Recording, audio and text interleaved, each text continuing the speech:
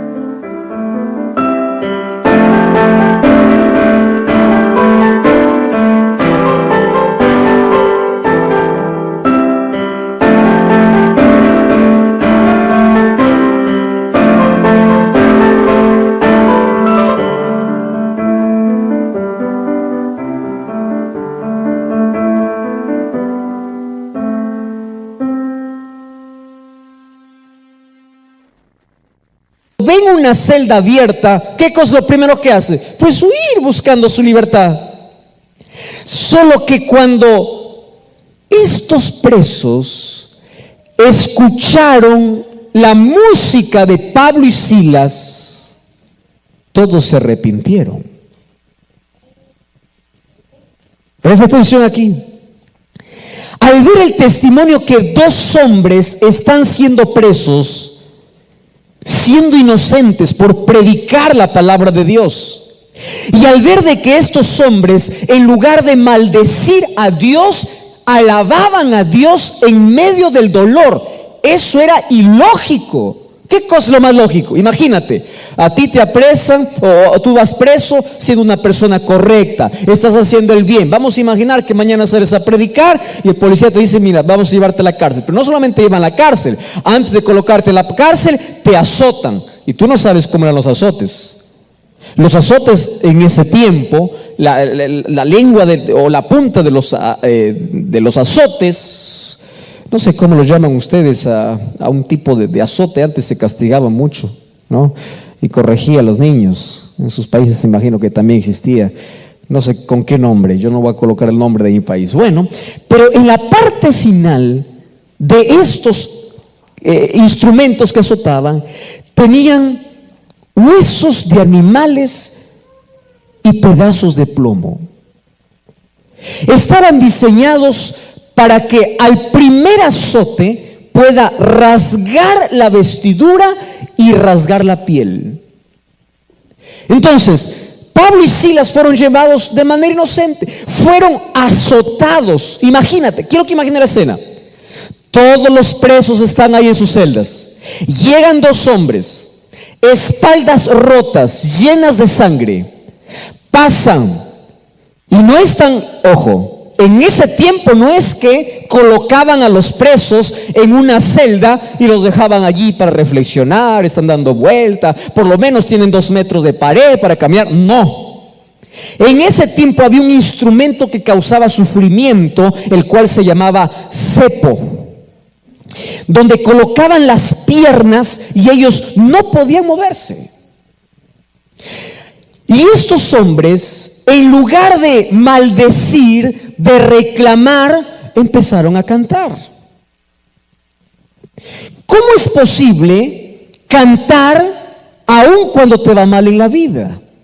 Eso se llama esperanza.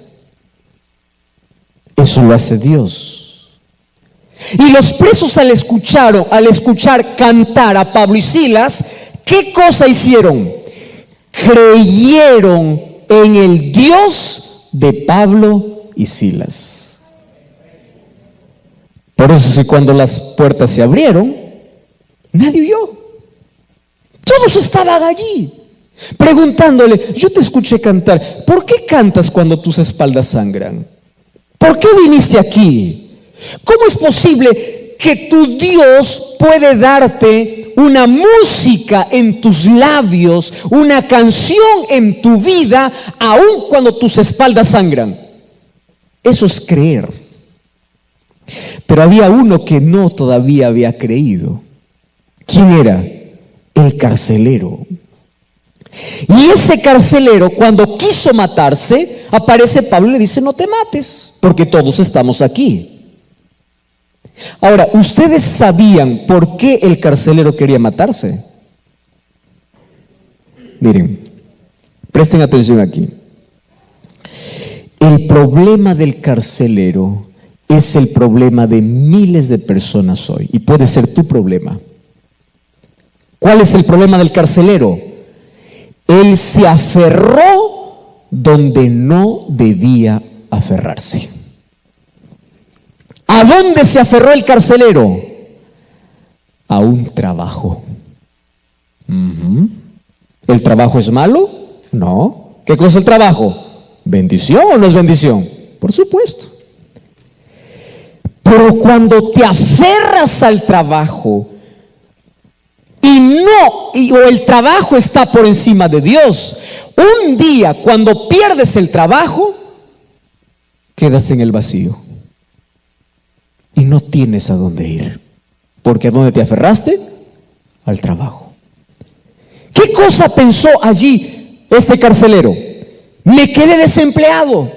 Y es más, La ley de ese tiempo decía que si alguien permitía que los presos puedan salir, él estaba condenado a la muerte, perdió el trabajo, estaba en riesgo su vida y dijo, yo me mato. Fíjate una cosa aquí, cuando allí vio que todos los presos estaban, este carcelero le hace una sola pregunta a Pablo y le dice así, señores, a Pablo y Silas, ¿qué debo hacer para ser salvo? Interesante. ¿Qué debo hacer? Y Pablo no le dice, mira, para ser salvo tienes que cumplir 600 leyes. No. No le dice, para ser salvo tienes que hacer penitencia. No. No le dice, mira, para ser salvo tienes que mirar por donde caminas. Esto es pecado, esto no es pecado. Deja esto, no deje lo otro. No. Le dice, ¿quieres ser salvo? ¿Cuál fue la respuesta de Pablo? Cree. Cree. ¿De dónde sacó Pablo aquí su teología de salvación? De Juan capítulo 3, versículo 16. ¿Qué cosa dijo Jesús? El que cree. Y Pablo le dice, cree. ¿Y sabes qué cosa me encanta de esta historia? Que el carcelero dice, creo. Los llevó a su casa, lavó sus heridas y en esa misma noche se bautizó. Oiga, qué impresionante.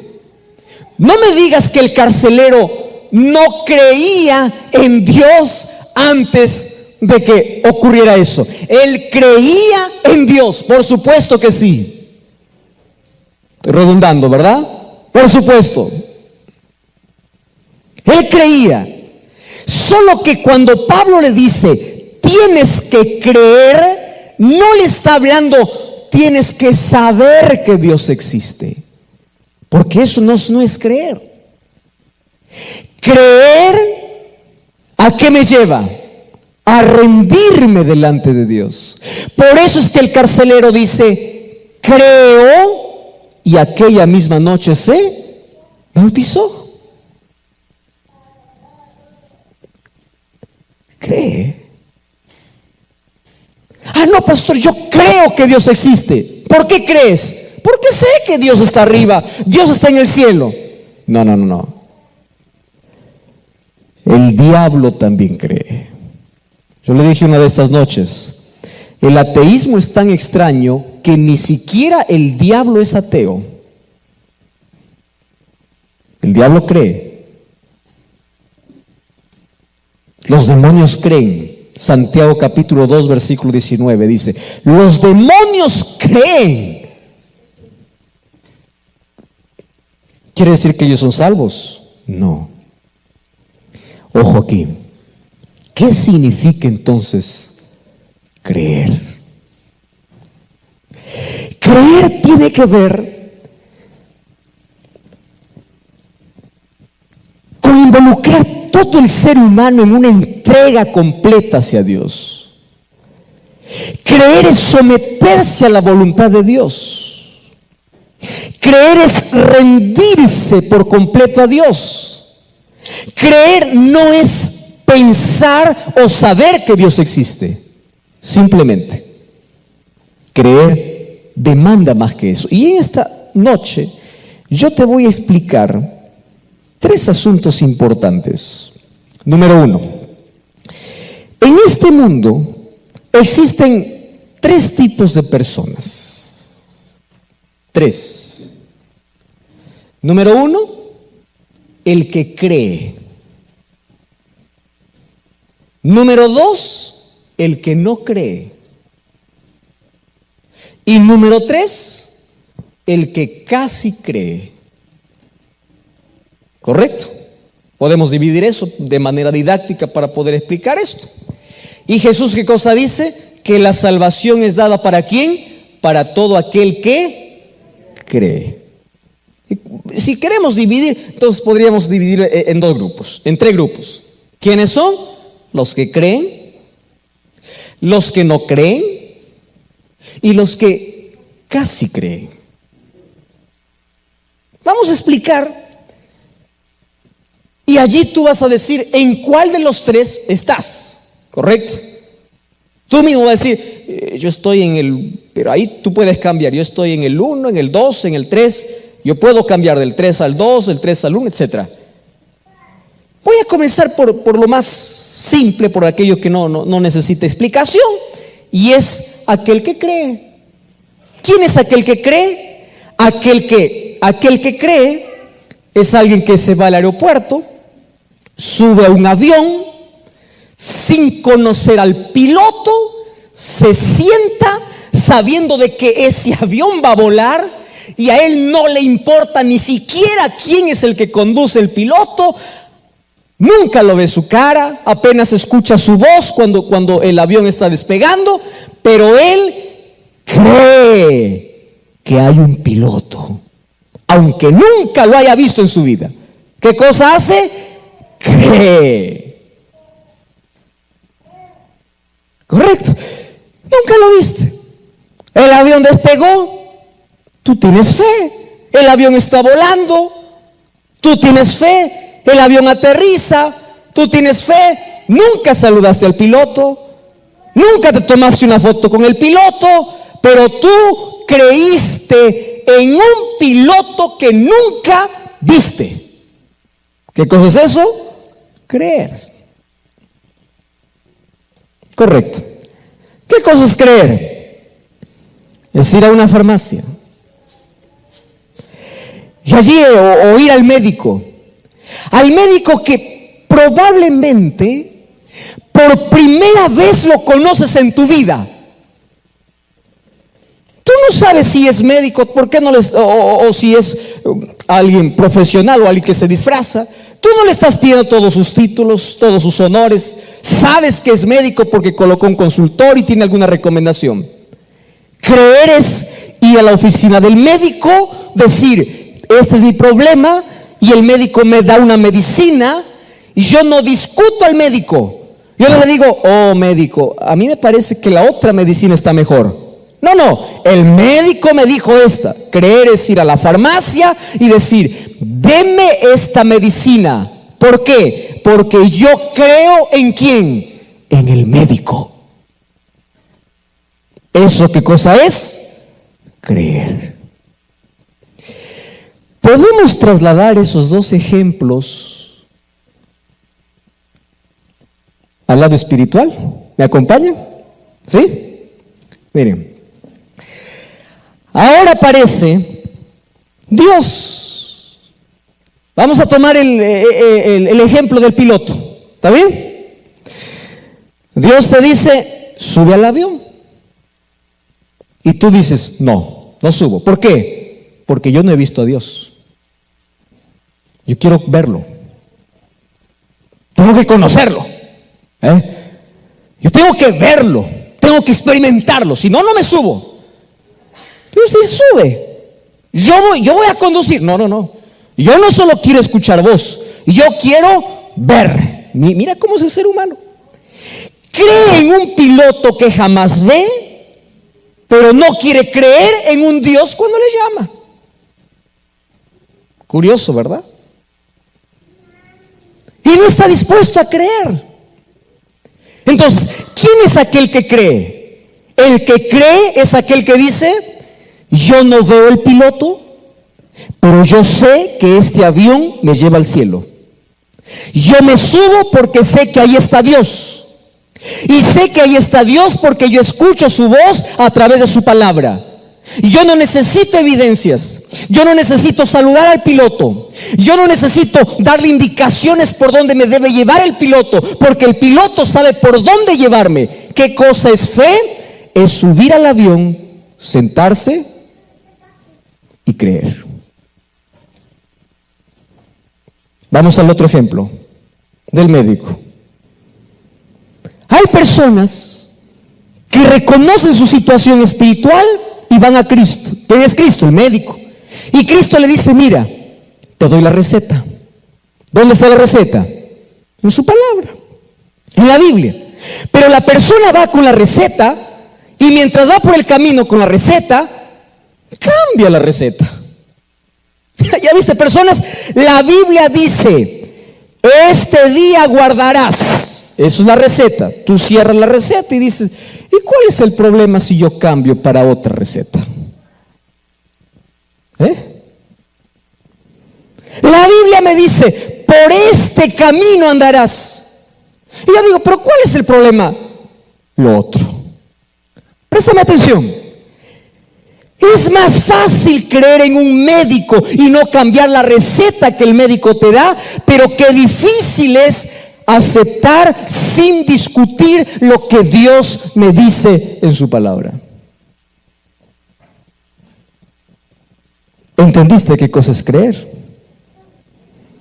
Creer es ir al médico, aceptar la receta, no cambiar la receta, seguir las instrucciones que el médico me da, porque yo creo en el médico.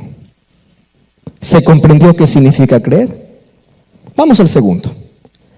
No creer. Aquí ya no voy a gastar mucho tiempo, o mejor, nada de tiempo. Aquel que no cree, no cree. ¿Correcto? No cree. Pero lo que sí quiero hablar un poco es del tercer grupo. ¿Cuál es el tercer grupo? El que casi. A ver, vos solamente para recordar. ¿Cuál es el primer grupo? Que cree. ¿Cuál es el segundo grupo? El que no cree. Yo ahí no tengo nada que hablar. No cree, no cree. Y la Biblia ni siquiera gasta en aquel que no cree. ¿Qué cosa dice? El que no cree ya ha sido condenado. Punto final. Pasemos mejor al otro grupo. Ya ha sido condenado. Ahora, ¿dónde gasta más tiempo la palabra de Dios? En aquel que cree y en el tercer grupo. Porque présteme atención aquí. Los que creen son un grupo pequeño.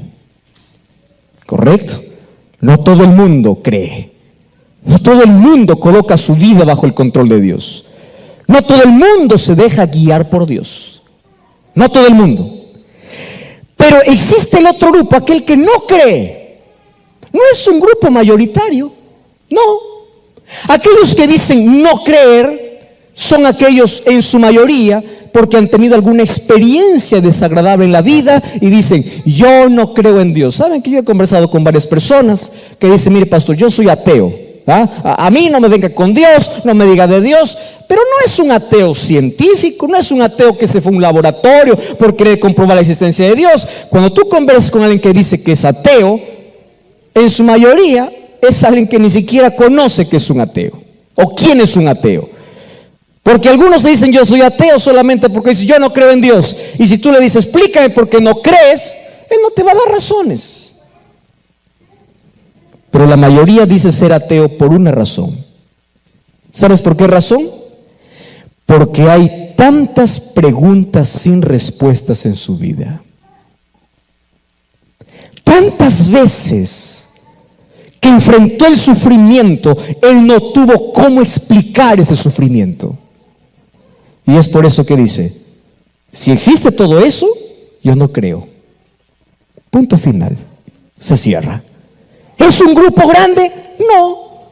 Es un grupo también pequeño, un grupo de menor cantidad.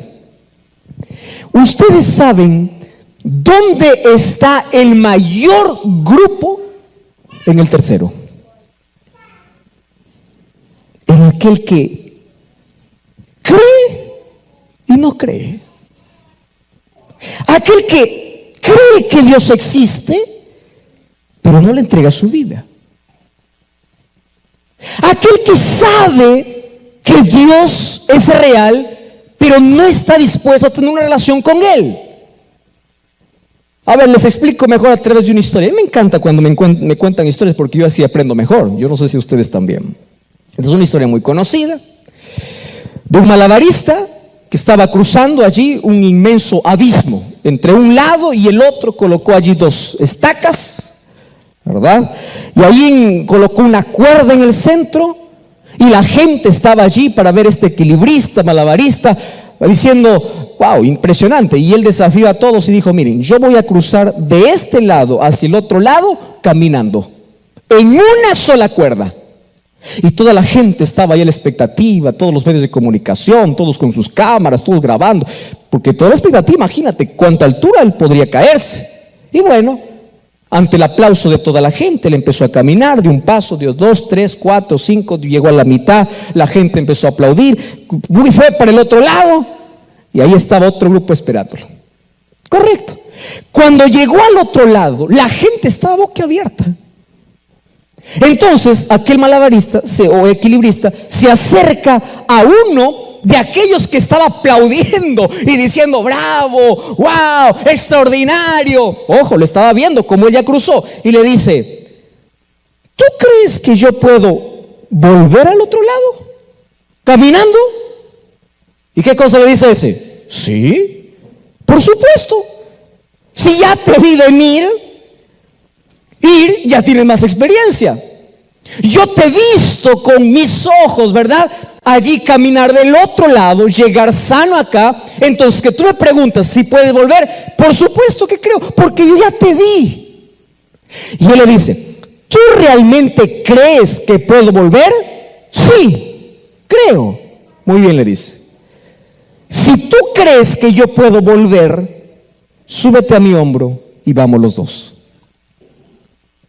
Y el otro le dice, no, yo creo que tú puedes, pero subirme en tu hombro, no.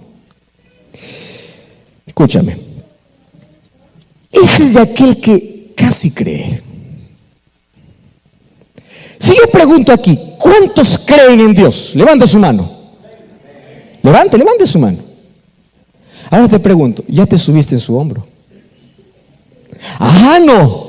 Eso no. Yo creo que Dios existe, ¿correcto? Yo sé que Dios existe, eso está bien. Pero que yo tome una decisión, que yo me bautice, que yo nazca de nuevo, que yo sea cristiano, eso no. ¿Qué tipo de creer es eso? Eso no es creer. Ese es estar en la misma condición de aquel que no cree. Préstame atención aquí. Si tú dices creer en Dios, pero aún no tienes una relación con ese Dios, tú estás en la misma situación que aquel que no cree. ¿Y la salvación para quién es? Para aquel que cree. ¿Te diste cuenta que creer no solamente es decir, bueno, Dios existe, Dios maravilloso, Diosito lindo, Dios? No. Creer demanda compromiso, demanda entrega. Muy bien. Entonces, si existen estos 3 grupos, yo te voy a hablar en este momento de 3 personajes bíblicos que van a representar a este grupo. ¿Está bien? ¿A qué grupo? ¿De qué grupo estamos hablando? De aquel que casi cree. Casi. Tú sabes que el mundo o las personas que se quedan, que se pierden en este mundo, no estará lleno de personas incrédulas, de personas que no tienen conocimiento de Dios, de personas que toda la vida vivieron una vida desordenada. No. En su mayoría los que se pierden, ¿sabes quiénes estarán allí?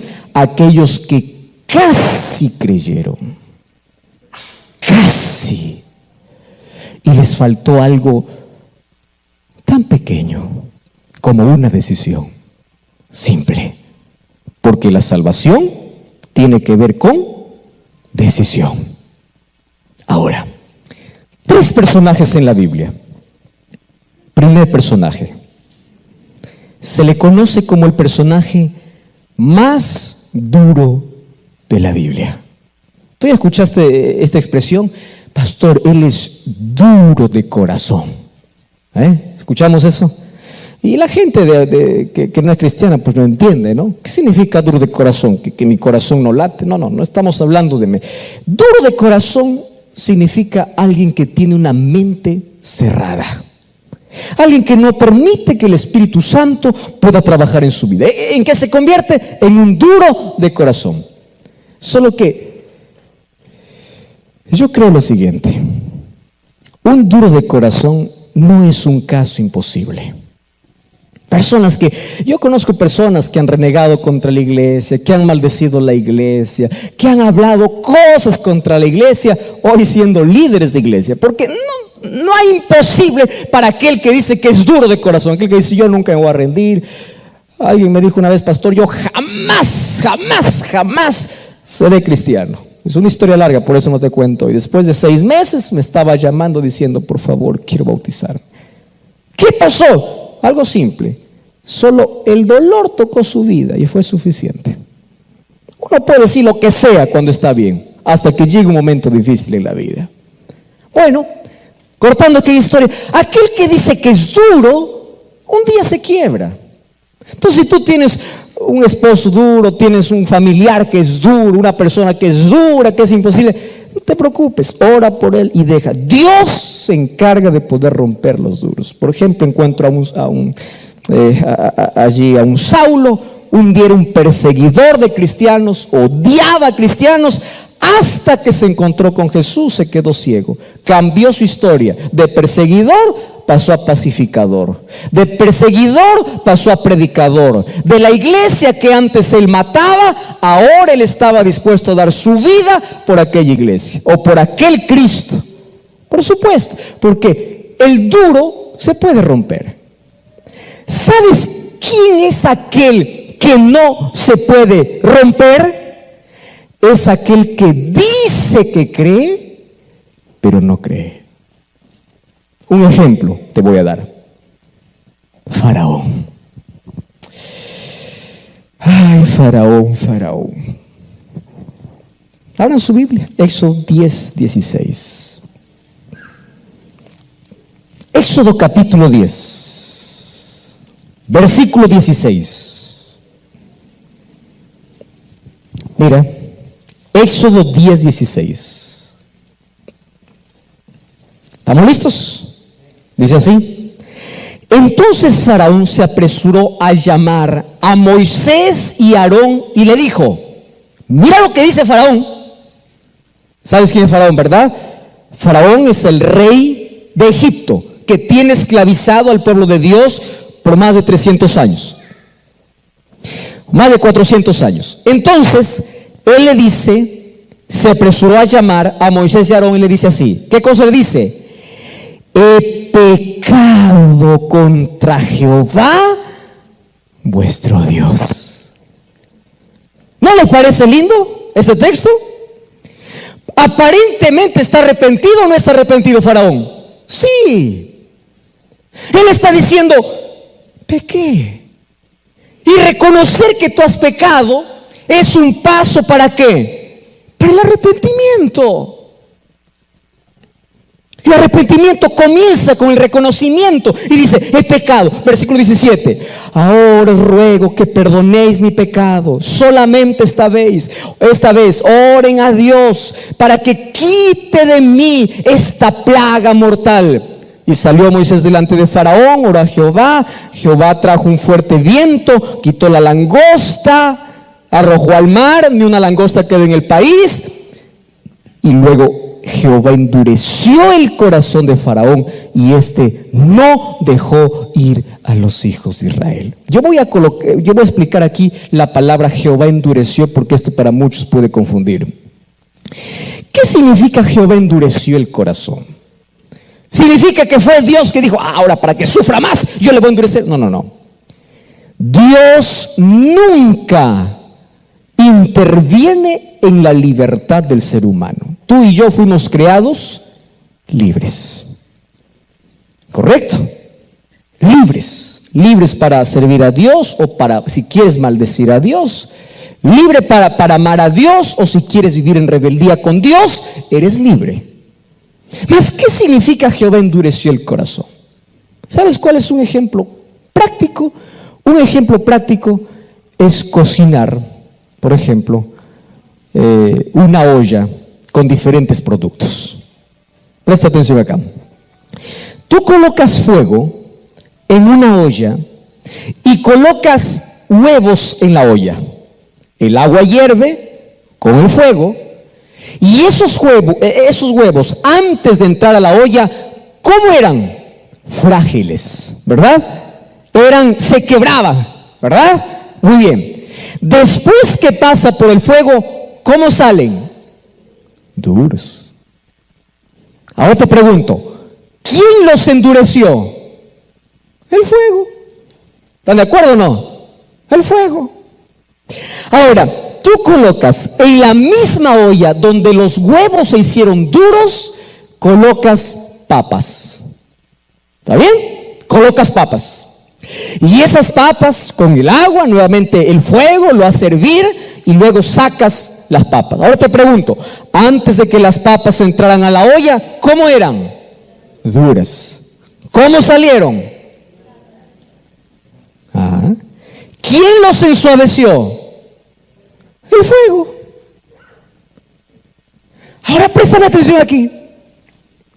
El amor de Dios y la oportunidad que Dios da a todos los seres humanos, a algunos los endurece y a otros les hace sensibles. ¿De quién depende? ¿Del fuego?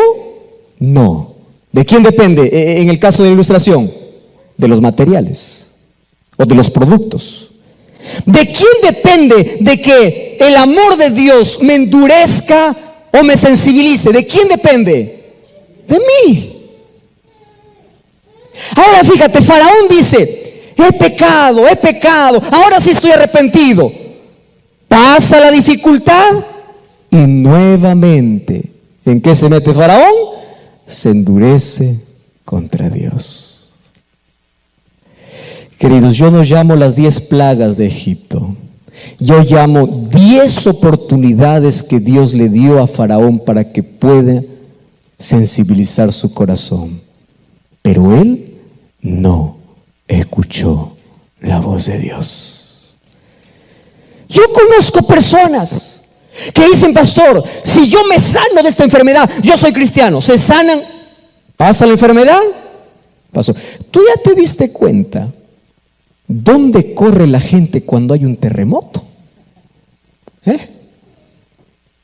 ¿Tú ya te diste cuenta que aquellos que juraron jamás entrar a una iglesia, cuando se quedaron sin casa, cuando se los llevó todo el huracán, cuando el terremoto cayó todo, ¿dónde está esa gente? En la iglesia. Muy bien. Pasa el terremoto, ¿a dónde vuelven? A su vida. ¿Conoces gente que cuando está en crisis viene a la iglesia? Pasa la crisis, ¿a dónde vuelve? A su vida.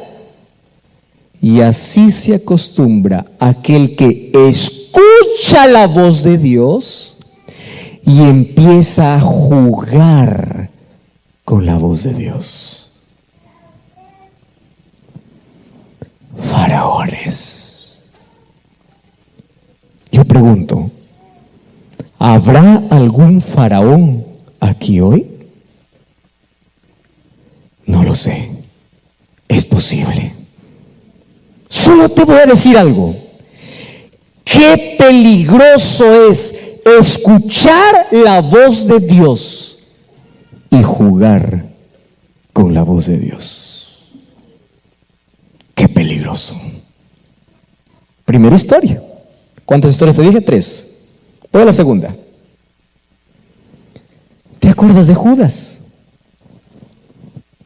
Yo creo que todo el mundo conoce a Judas, no porque lo ha visto, sino porque conoce la historia de Judas. Hasta hoy, a ningún padre he visto que ha colocado a su hijo Judas.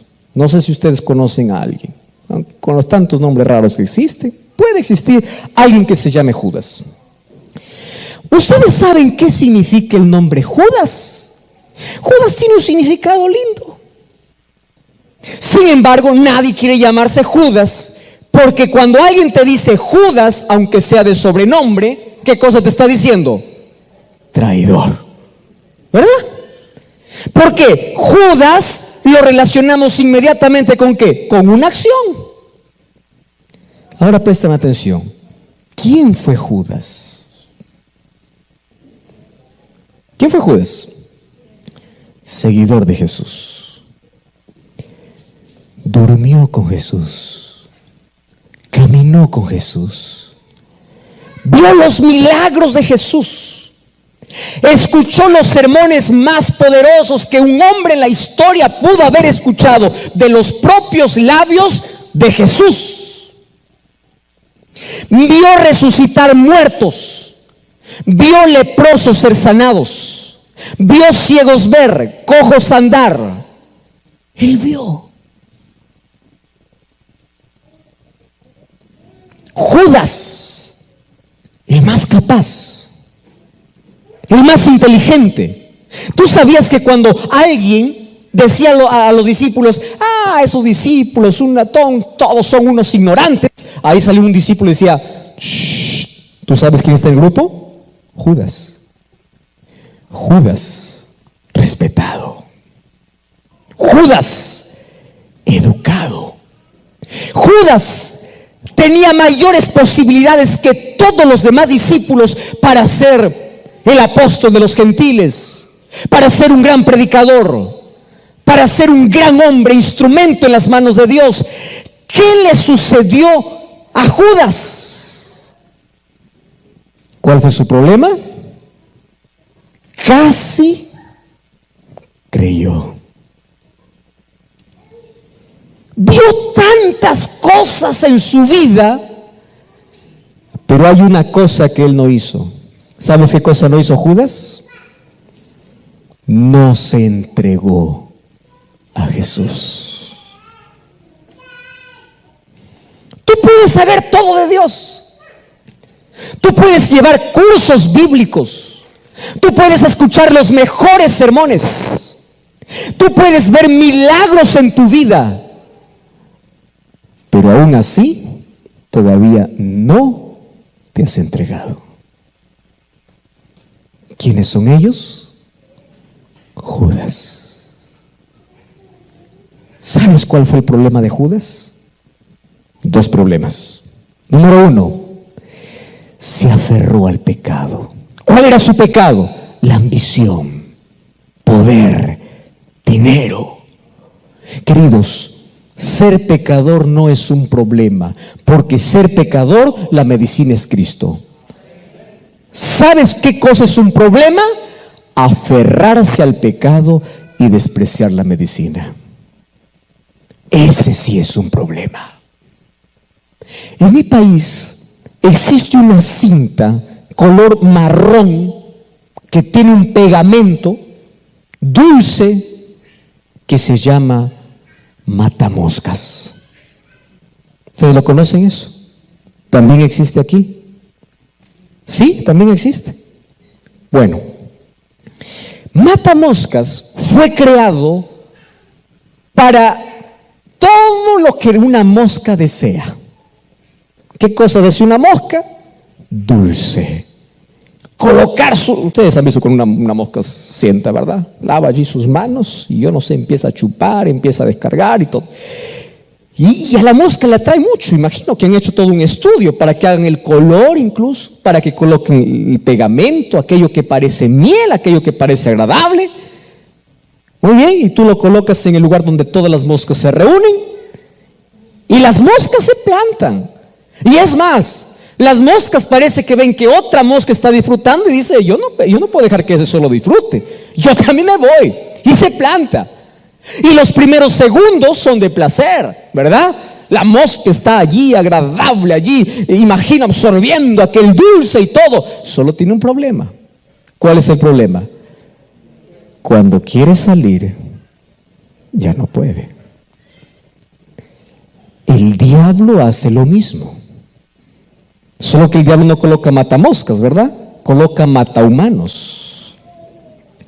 Se llama placer, se llama diversión, se llama todo lo que tú quieras. Y tú dices, todo el mundo está divirtiéndose, yo también me divierto. Y tú te vas y dices, sí, el placer es momentáneo, el placer es lindo, solo que hay un problema. Cuando quieres salir, no puedes. Solo que para el ser humano existe una salida. ¿Cuál es la salida? Cuando estás atrapado en el pecado, Jesús te puede libertar. ¿Sabes quiénes se perderán? Aquellos que, a pesar de estar aferrados al pecado, nunca quisieron despegarse del pecado. Ellos se pierden. Nadie no va a ir al cielo por las cosas que hizo o no hizo. Vamos a llegar al cielo por cuánto nos rendimos delante de Dios. ¿Cuánto dependemos? ¿Cuál fue el problema de Judas? Se aferró donde no debería aferrarse. ¿Y cuál fue el segundo problema de Judas? El segundo problema de Judas, ¿saben cuál es? Es que él perdió la sensibilidad. Cada vez que escuchaba un sermón de Jesús, él sentía la necesidad, pero él no se entregó. Y yo estoy hablando aquí esta noche para varias personas que escuchan un llamado de Dios. Escuchan una vez, escuchan dos veces, postergan una vez, postergan dos veces. Aquel que se acostumbró a postergar siempre tendrá una nueva excusa para postergar. ¿Y cuál es mi mensaje ahora? Qué peligroso es escuchar la voz de Dios y no entregarse. Termino con la tercera. La Biblia me cuenta de un hombre en el libro de Hechos, capítulo 26, versículo 28. Un hombre que se llamaba Agripa. ¿Cómo se llamaba ese hombre? Agripa. Él era un rey, era un gobernador, tenía autoridad, tenía poder. Un día cuando Pablo se colocó allí delante de él, él expuso su testimonio, él le dijo que hay un Salvador, le predicó acerca de Cristo, le dijo lo que Dios es capaz de hacer por su vida. Solo que Agripa le dijo así a Pablo. Vamos a Hechos, capítulo 26. Mira Hechos, capítulo 26, versículo 28. Hechos 26, 28. Wow, impresionante. Dice así. Entonces Agripa dijo a Pablo, ¿qué cosa le dice? Por poco. ¿Cuánto le falta a Agripa? Poco. ¿Por poco qué? Por poco me convences y me hago cristiano. ¿Ustedes sabían que esa era la última oportunidad para Agripa? Nunca más vio a Pablo. Y no tenemos un registro de un arrepentimiento de Agripa. ¿Sabes cuál es la lección de Agripa?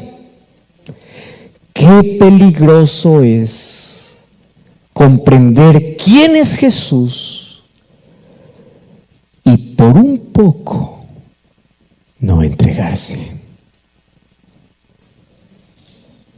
Entonces hoy yo te voy a hacer un llamado en el nombre de Dios.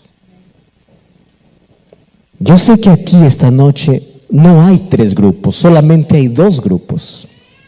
¿Quiénes son los 2 grupos? Los que creen. ¿Y cuál sería el otro grupo?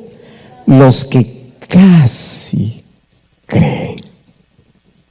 Y si tú estás dentro de aquellos que casi creen,